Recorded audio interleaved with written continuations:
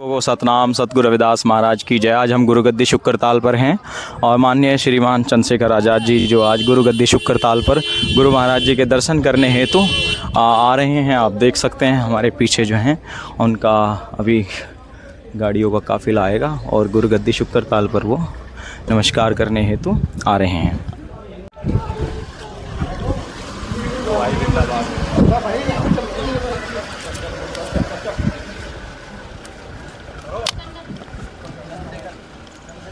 ले भाई रेनू पकड़। हेलो हेलो हेलो चला रहे हो? हाँ चला हुआ।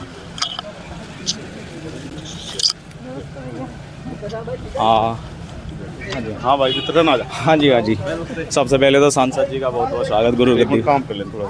हाँ बोलिए परम संत शिरोमणि सतगुरु रविदास महाराज की जय। मैं आ जाना तो आ जाना उसको। आज शुक्रताल गुरु गद्दी पर हूँ और भाई चंद्रशेखर जी सतगुरु स्वामी समनदास महाराज जी की गद्दी पर नतमस्तक होने के लिए आए हैं। अभी माघ पूर्णिमा आ रही है, 648वां गुरु पर्व आ रहा है, तो बेगमपुरा संकल्प यात्रा पर भाई साहब निकले हैं और सामाजिक धार्मिक राजनीतिक स्तर पर जो है सामाजिक चिंतक हैं, फिलोसफी हैं, बड़ा स्तर का काम कर रहे हैं। तो बताएंगे, कुछ संदेश देंगे कि देश और दुनिया में कैसा स्नेह और प्रेम मिल रहा है आपको। जी सर। जय गुरुदेव सतनाम जय भीम। धन गुरुदेव सतनाम सत्साई। ये जय भीम जी, जय गुरुदेव सतनाम। ठीक हो? ये जो महापुरुषों का आंदोलन है जी, ये सत्य पे जी और लोगों के कल्याण पे आधारित है। बिल्कुल।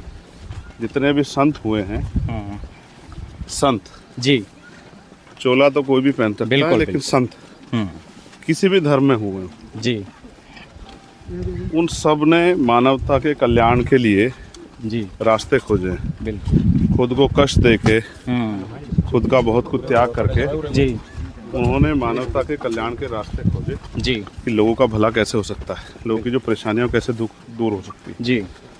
और उसमें जो सबसे अच्छा विचार जी मानव कल्याण का अगर किसने दिया जी, तो जिनका 648वां प्रकाश पर्व आ रहा है, जी जगत गुरु सतगुरु रविदास जी महाराज जी, उन्होंने बेगमपुरा राज, जी बेगम का मतलब बिना गम का राज, जहाँ किसी की जिंदगी में कोई गम ना, जी सभी के लिए, सारे जीवों के लिए, जी जी, सिर्फ इंसानों के लिए समानता पैदा है सभी नहीं, सिर्फ इंसानों के लिए नहीं, जी पशुओं के लिए, पक्षियों के लिए, जानवरों के लिए, हर जीव के लिए, जी, कि किसी की जिंदगी में कोई गम ना हो, सबको मान सम्मान की जिंदगी मिले और जो उनके अधिकार बैठते हैं वो मिले।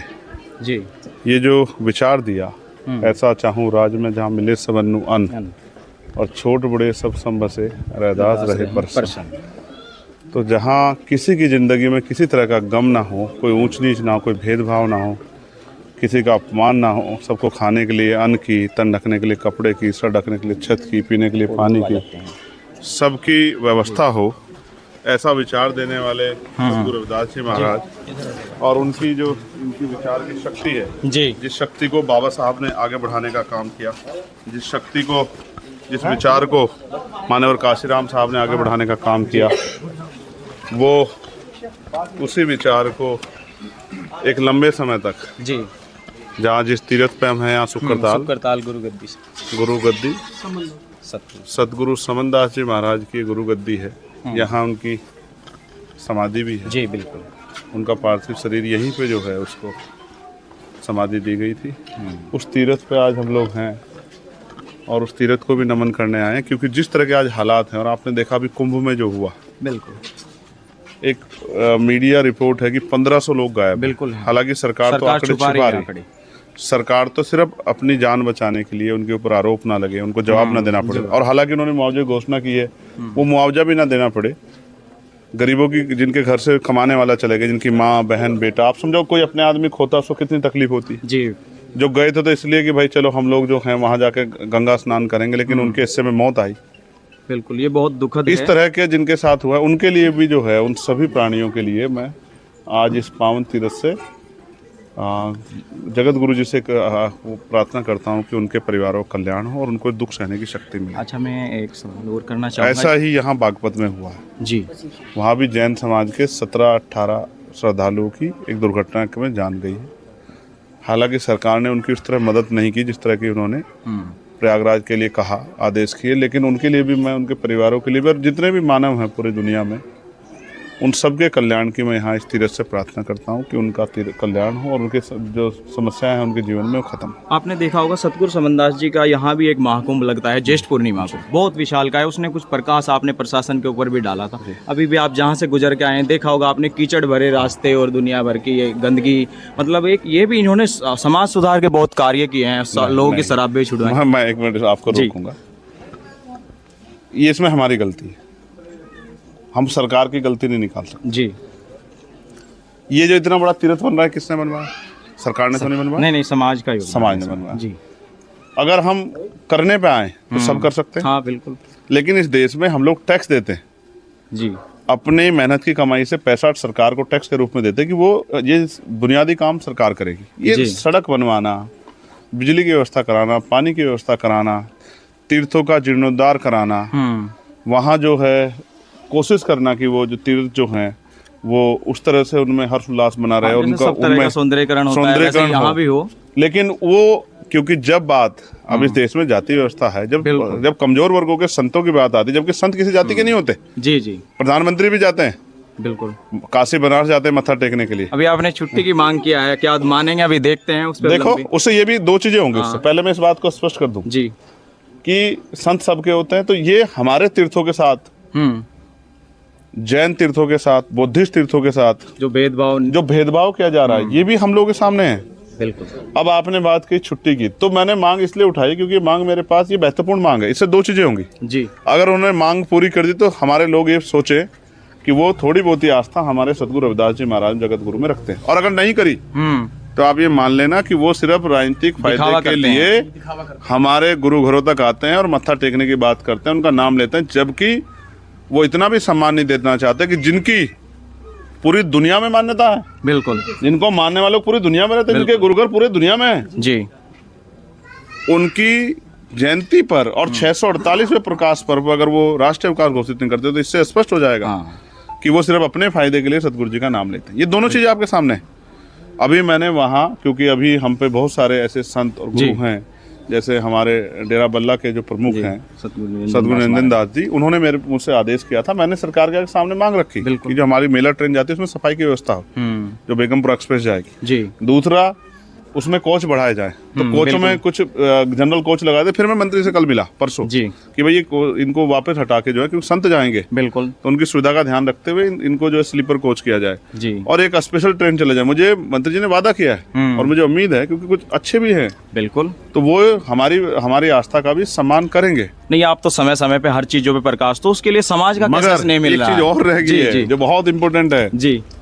जब पिछली बार मैं यहाँ आया था, यहाँ भी एक बड़ा समागम होता है। मैंने यहाँ के संतों के सामने बात रखी थी जी कि यहाँ पुलिस की कोई व्यवस्था नहीं है। बिल्कुल। उस दिन हो सकता है मेरी बात को उस तरह से ना लिया गया हो, लेकिन उसके बाद हाथरस में क्या हुआ जी, ऐसे धार्मिक आयोजन में 200, 300, 400 महिलाओं की जान चली गई। बिल्कुल बिल्कुल, ये आंकड़े दिए मीडिया ने। और अभी कुंभ में क्या हुआ, अगर व्यवस्था सही नहीं हुई तो नुकसान, तो कोई भी बड़ा दुर्घटना हो सकती है। जबकि ये तो यहाँ तो सदगुरु का घर है, यहाँ नहीं हो सकती, लेकिन हमें इंतजाम करने चाहिए, लेकिन अपनी तरफ से प्रबंध। इसलिए मैंने कहा था कि अगली बार हम कोशिश करेंगे कि जब समागम होगा तो अपने से अधिकारियों को कह के व्यवस्था कराएंगे, उसकी जानकारी अपने पास रखेंगे। ये तो ये है कि 2500 सेवादार लगभग यहाँ गुरुघर का उपस्थिति में रहता है, तब हम मैनेजमेंट अपना खुद संभालते हैं। आप समझो ये जिम्मेदारी किसकी है जी, लॉ एंड ऑर्डर किसकी जिम्मेदारी है जी, ये व्यवस्था करने की जिम्मेदारी क्या हमारे तीर्थों का सम्मान नहीं उस तरह होना चाहिए? यहाँ के जिलाधिकारी को दौरा करना चाहिए, आना चाहिए उनको, आना चाहिए खुद, और उनसे पूछना चाहिए उनके जनपद में कोई चीज है कि जिसकी जरूरत है तो बताओ। हाँ बिल्कुल। ये जो पैसा जो आप लगा रहे हैं धार्मिक कार्यों पे, ये जनता का पैसा है, इस पे हमारा भी उतना अधिकार बैठता है। आपने कुंभ में 7,500 1,000 करोड़ हमारे यहाँ भी लगाओ। हाँ बिल्कुल। क्या ये हमारा पैसा नहीं है? हमने टैक्स देते, इतनी बड़ी आबादी हमारी टैक्स देती है बराबर का, तो ये पैसे पे हमारा अधिकार नहीं? अभी हमारा राज नहीं है। सुनो, जिस दिन हमारे हाथ में राजकाज होगा तो सभी कुछ होगा। कोई धर्म ऐसा नहीं बचेगा जिनके साथ जुल्म हो जाए या जिनका अधिकार छिन जाए, आएगा समय। अच्छा, यूरोप के आप कंट्रियों में गए थे, वहाँ के जो प्रबंधक थे, आयोजक कमेटियां थी, वहाँ का क्या मैसेज दिया उन्होंने? इतना ही प्यार मिलता है वहाँ भी। जी जी जी। मैं तो सोच रहा था कि वहाँ की माए बहनें तो कहाँ देखती होंगी विदेश में रहने वाली। वो कहती है कि हम टीवी देखते रहते हैं जब पार्लियामेंट चलते, कि हमारा भाई कब बोलेगा। तो यहाँ के लोग जो अभी भी टेम्पो में चलते हैं, वो कब प्लेन में चलेंगे? आएगा समय आएगा, समय आएगा, लेकिन समय ऐसे नहीं आएगा कि हाथ पे हाथ धर के बैठे। जी, ठीक है जी। नौजवानों जब हम मेहनत करेंगे, जब हम लोगों को जोड़ेंगे, जब लोगों को तैयार करेंगे, और लोग जब ये समझ लेंगे कि हमें अपने नेता के साथ खड़े होकर, अपने भाई के साथ खड़े होकर शक्ति बनानी, तब बात बनेगी। अच्छा, एक चीज पे और प्रकाश। और देखो, मैं तो धन्यवाद करूंगा मुजफ्फरनगर का, इन्होंने तो मीरापुर में भी मेरी लाज रखी। नहीं ओ भाई, मैं समाज देखो का काम कर रहे हैं। आप इनके लिए नहीं मैं कभी कुछ कह सकता, क्योंकि इन्होंने तो मेरी यहाँ भी लाज रखी, मेरा इसमें नगीना में भी। इनका तो मैं कर्जदार हूँ, मेरे खून का कतरा कतरा इनके लिए, जब तक मैं जीऊंगा। इन्होंने मुझे मान दिया है, इन्होंने सम्मान दिया है, एक गरीब के बेटे को इज्जत दी है। मेरे पास तो जो कुछ है नहीं कहा। अच्छा सांसद महोदय जी, एक दिक्कत और थोड़ी हमारे लोगों के सामने आ रही है। जिला अधिकारी के माध्यम से एसडीएम के परमिशन के लिए लोग भाग दौड़ कर रहे हैं, वो उनको बहुत परेशान कर रहे हैं। मैंने लेटर लिखा प्रधानमंत्री को, आपने देखा नहीं देखा? जयंती के लिए, जयंती पे परमिशन दी जाए, क्योंकि आपने जब दूसरे धर्मों का कार्यक्रम हो तो आप कहीं भी कोई निकाल ले रहा, कोई परमिशन नहीं। लेकिन हम जब हम सतगुरु जी की जयंती निकालेंगे, शोभा यात्रा निकालेंगे, नगर कीर्तन निकालेंगे, तो हमें परमिशन कहेंगे, नहीं परमिशन नहीं होगी। उसके लिए मैंने ये भी आपको मैंने क्यों लिखा, मैं वकील हूँ जी, कि ये पता लगे कि हमारे महापुरुषों कितना सम्मान करते हैं, हमारी आस्था कितना सम्मान करते हैं, हमारे लोग आँख खुले। दुख इस बात का होता है कि हमें हिंदुओं के बीच में हिंदुओं की वजह से ही परमिशन लेनी पड़ती है। मतलब बड़े दुख की बात है कि हमें इस परिस्थिति का सामना करना, नहीं तो वो कहें कि हम आप आने दो राज, सबको परमिशन देंगे। तो चंद्रशेखर जी के साथ में गुरु गद्दी शुक्र ताल पर हैं सतगुरु स्वामी समनदास महाराज जी के। 14 अप्रैल पे भी देंगे। मैं तो पहले वही मत्था टेकेंगे पहले आके। 14 अप्रैल पे भी देंगे। जी जी, सबको परमिशन देंगे। तो चंद्रशेखर जी ने बहुत अच्छा संदेश दिया, और अखिल भारतीय संत शिरोमणि सतगुरु रविदास मिशन की गुरु गद्दी हेडक्वार्टर, जिसके संस्थापक सतगुरु स्वामी समनदास महाराज जी थे, उन्होंने अपनी उपस्थिति में लाखों करोड़ों जीवों को सतगुरु स्वामी समनदास महाराज, उधर साइड से, इधर से ऊपर दिखा दें, आएंगे बंद किया, पीछे की तरफ से खोला, यहाँ से टेक लेंगे, कोई बात नहीं, बंद है, कोई बंद रहने दो।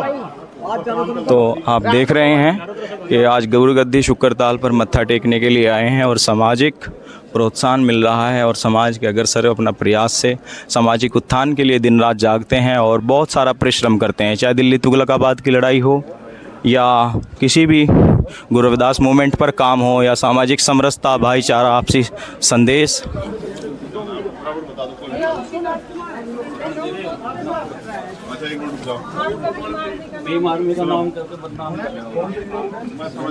हेलो हेलो हेलो,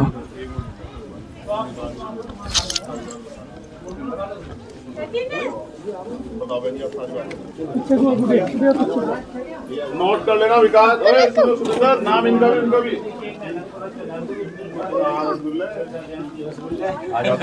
ठीक।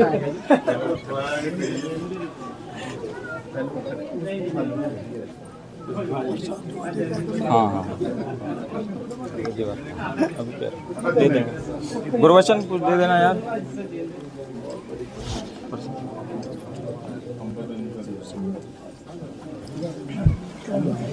प्रसाद दे दो कुछ।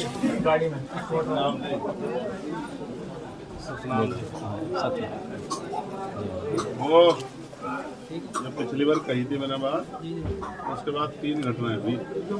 एक हाथरस में हुई सत्संग में, इतने लोग जान गई। अब ये कुंभ हुई, उसको तो इतनी फोर्स लगी हुई थी, और अब ये बागपत में हुई। इसलिए मैंने पिछली बार भी कहा एक जब कार्यक्रम आवा, मुझे एक बार पहले, आप 1 महीने पहले बता दो, मैं सारे अधिकारियों को लेटर लिख